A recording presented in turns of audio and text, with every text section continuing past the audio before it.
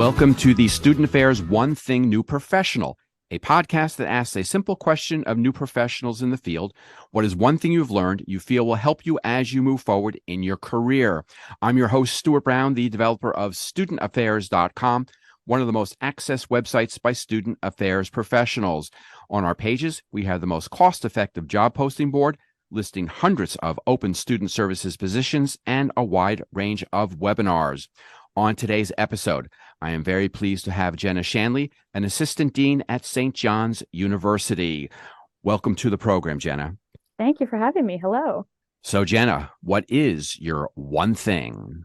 My one thing is to not count yourself out of opportunities. And that particular sentiment is really personal to me because I became a college dean at 24 years old. And I felt at the time when I applied that even though I had all the credentials, I felt that maybe because of my age, I wouldn't be able to get the job.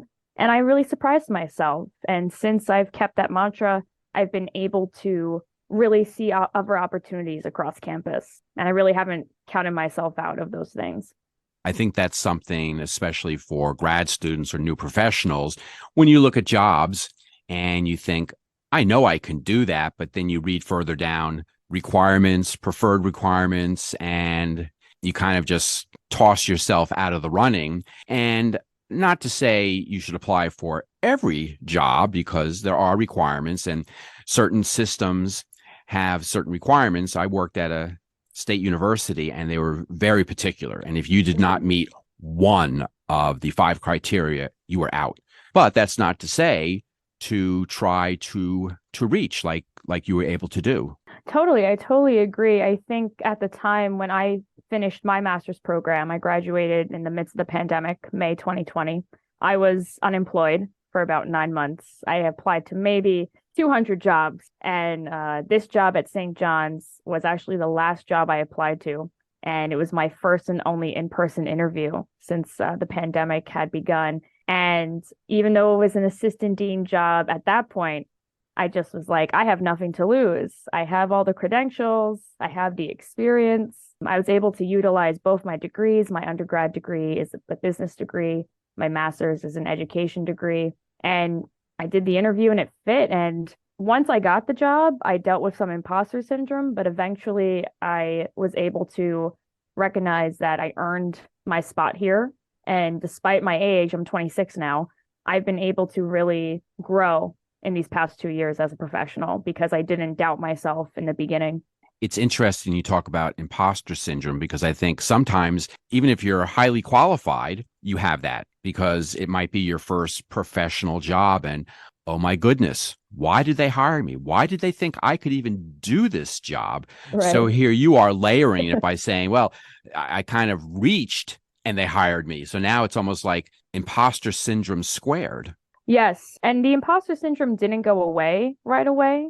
I definitely, in the first few months of my time here, I definitely was asking myself that question. Why am I here? Why did they hire me? This is crazy. And even other people, whenever people meet me and I tell them my role, I'm an assistant dean, sometimes people, even now, are still surprised. And they're like, how old are you? And, I tell my story and most of the time it's met with excitement and admiration. And, even from students, they were happy to see this new generation of administrators in the field. But every now and then you get that one person that is like, are you sure? Are you sure that's a good fit? And it definitely took some time to not take those comments so seriously because that imposter syndrome really sometimes did get in the way as I learned this job and started meeting with students, and that fear that students won't take you seriously, faculty won't take you seriously. If you have the credentials, you have the degree, you're a good worker, it's going to be just fine. I have recently retired from the field, but during my years, I chaired many, many searches. And most recently, really the year before I retired, I chaired a number of searches. And I found a lot of individuals weren't really qualified. I was very miffed at the quality. And this wasn't just for the positions at my institution. I talked to other people and they're saying, yeah, I just can't get qualified candidates. So I think that, and playing into what you're saying, And I don't know why, but maybe this is the time in the field when you look at positions to say, you know what, I'm going to try for that because maybe there's a turnover because of the pandemic. Are people leaving the field? I don't really know what, but I think it is the ripe time to maybe look for that position just above what you think you're qualified for. No, I really agree with what you're saying. I honestly believe that the field is changing a lot. It's a whole new generation of people my age, slightly younger than me, of, higher ed administrators coming to this field that are trained to do this work. I'm in a unique position coming out of a student affairs master's program and now in this role.